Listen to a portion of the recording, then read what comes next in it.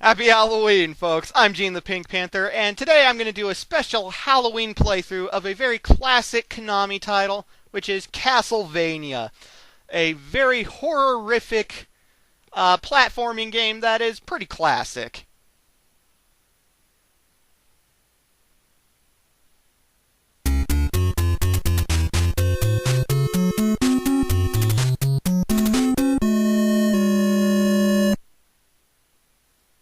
So yeah, this is Castlevania. We play Simon Belmont, a whip user. Actually, I don't know a whole lot about him. I just know that he's like some kind of a monster hunter type of guy. He uses a whip. It can only swing in one direction in this game. He's pretty cool. He's pretty cool. I like Simon Belmont a lot. Actually, fucked that up, but anyway. So yeah, here's the deal. Dracula is terrorizing the people of who the fuck knows. I want to say it's Romania, but I could be wrong about that. And yeah, he's residing in his castle, Castlevania, and Simon Belmont has been hired by the villagers, or else he's doing it out of the goodness of his heart, and he's got to go and stop Dracula, because that's no good. He can pick up sub-weapons such as the holy water. Basically, the holy water, when you throw it, it creates fire on the ground, which stays there for a bit, and can actually burn shit quite a bit. Like, it can actually hit enemies multiple times if they stay on it. It can actually fuck things up pretty bad. You can get a lot of distance with it, too, which is what makes the holy water pretty kick-ass. For the most part, though, I like using the good old whip. Although, I know what you're thinking. That's not a whip, that's a fucking flail. What the hell are you smoking? Well, it started out a whip. Basically, at the beginning of the game, on the way into Castlevania, by breaking candlesticks, I found some magical upgrade things that turn the whip into a flail. The first one turns it into a flail, and the second one makes it twice as long, so now I can whip really far, and it stays until I die. So yeah. Castlevania is actually pretty fucking hard. The series itself is actually one of the harder series out there, I believe. Not the hardest. In all honesty, I'm 25, and I've been playing games for like 20 years. So, you know, I can handle most games that come my way. I'm quite confident in my skills, not to toot my own horn. But anyway, yeah. We're going into Castlevania. We have to climb to the very top of the tower, the castle, to destroy Dracula and save the world for another 100 years, and then Dracula somehow comes back? I don't know how it works. I don't care. Basically, we're going in, we're gonna bust up a bunch of monsters. It's gonna be swell. The stopwatch that I actually showed off earlier actually stops time for like, I don't know, must be like 5 seconds or so. That golden potion I picked up makes me all seizure-fied and blinking and whatnot. It makes you invulnerable until it wears off. The axe that I just got is the perfect weapon for taking on the first boss of the game. A gigantic bat. The axe goes way up into the sky and goes really far, perfect for taking out this bat since the bat hangs out in the sky. All the bosses in this game you can beat without special sub-weapons, but you know, smart people are gonna take advantage of sub-weapons. I mean, why the fuck wouldn't you take advantage of that axe, huh? Huh? I don't know. But yeah, that was stage 1 already. This isn't a terribly long game. It is the first Castlevania game, after all. Which is why I figured this would be a perfect game for me to do as a Halloween special, seeing as it's late Halloween night, and I'm sure there are plenty of you kids out there who are all hopped up on sugar and candy and are just looking for some kind of an outlet. Hopefully this will be exciting enough for you guys. And yes, I'm a sad loser who's playing a video game on Halloween night instead of partying it up.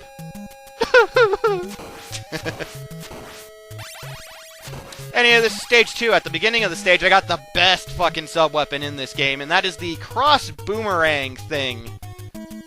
And yes, that is its technical name, the cross-boomerang thing. Basically, you throw it, it goes across the screen hitting enemies, and then it comes back to you. The Roman numerals change how many of a sub-weapon you can throw at once. Like, I can throw 2 cross boomerangs now with the Roman numeral 2. The reason the cross boomerang is so good is because it hits enemies twice. And so it can kill most shit. It can kill almost anything pretty fucking quick. Even bosses. It tears bosses to shreds. And it's the best sub-weapon in this game by far. The Medusa heads are probably the most annoying enemies in this game. Well, one of them. My least favorite enemy we'll be seeing later. But the Medusa heads fly around, and yeah, they're pretty fucking annoying. So this stage is when you're going to realize the biggest control problem with Castlevania, and that is that when Simon Belmont here starts jumping, you cannot control where he goes after he's in the air. Once you start jumping forward, you keep jumping forward. Whether this means you land in a pit or whatever, you cannot change it. You jump straight up. Nope, you can't move slightly to the left or right. I absolutely hate this. It's my least favorite thing about the Castlevania games. Or at least most of them. They changed this in Super Castlevania 4, which is my favorite Castlevania game. Spikes in the Castlevania universe, I guess, are one-hit kills. So these spike smasher thingies are gonna one-shot you pretty much any time they touch you. Luckily, that's the only place in the game that they're at. I'm not kidding, that's the only place you'll encounter stuff like that. So the Castlevania series is considered to be pretty fucking hard, and it is definitely more challenging than your Super Mario Brothers, or your Sonic the Hedgehogs, or definitely your Kirby's Dream Land. However, though, as far as Castlevania 1 is concerned, I don't think it's, like, the hardest NES game ever. I just don't think so. Have any of you people played Legacy of the Wizard? That game's infinitely harder than this one. But anyway. And I do actually want to LP that someday, but I'm getting way off track. I'm avoiding candlesticks, like these candlesticks here, because I know one of them has a knife in it, and the knife flies across the screen just like the cross boomerang, except it only hits shit once, and so it's not nearly as good. Whereas the cross boomerang, watch it tear the second boss apart. Second boss doesn't even get to do anything. When you can throw 3 on screen at once, and then while they're on screen, ripping the thing apart and you whipping at the same time. Oh boy, folks, it's hard for any boss to stand up to you. When you get 30,000 points, you get an extra life. This is actually important. Although it's not every 30,000, because I don't think you get another one until 80,000 points. There are set intervals, and I don't remember what they are. And honestly, I haven't played this game in like 6-7 years. And I just figured, what the hell. I sat down this morning and recorded it before I got ready for Halloween-type stuff. Because I want to hold on to the cross boomerang, I'm going to be avoiding pretty much all other sub-weapons as best I can. This stage, Stage 3, has my favorite fucking song. Or I guess Stage 7? It counts every checkpoint in a level as a different stage. So, yeah, I mean level 3, this one.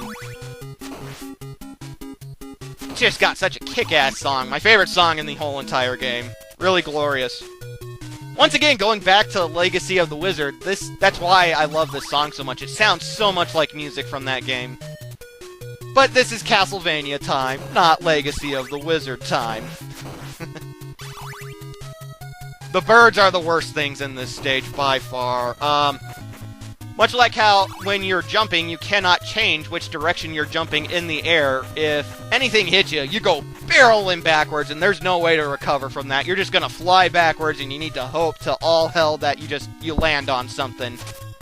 And considering this stage is very bottomless pit heavy, yeah, it's kind of rough. Oh, to go up and down stairs, you actually have to hold the down or up button to go up or down. This actually will fuck you over pretty bad if you're not used to it, because you have to make sure you're letting go of the up or down button, otherwise Simon will not swing the whip. That's really irritating. Otherwise, though, I got no real problems with the whip swinging. It's delayed. You can swing it when you're ducking, when you're jumping, when you're standing, or when you're... Well, not really when you're moving, because you stop, but yeah. Basically, the only issue I have control-wise with this game is the jumping, which is kind of a Castlevania staple. I believe Castlevania 2 was like this as well, though I could be wrong. I hated Castlevania 2. And goddamn, does the cross boomerang just tear shit up. Those dragon statues that spit fireballs, the cross boomerang just tears them apart. See, watch. Boom, boom, boom. Dead. Fucking glorious. I love the cross boomerang.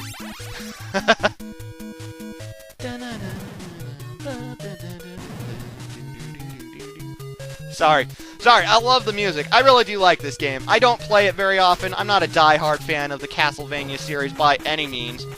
But I do like it, and admittedly, it has the perfect charm for Halloween.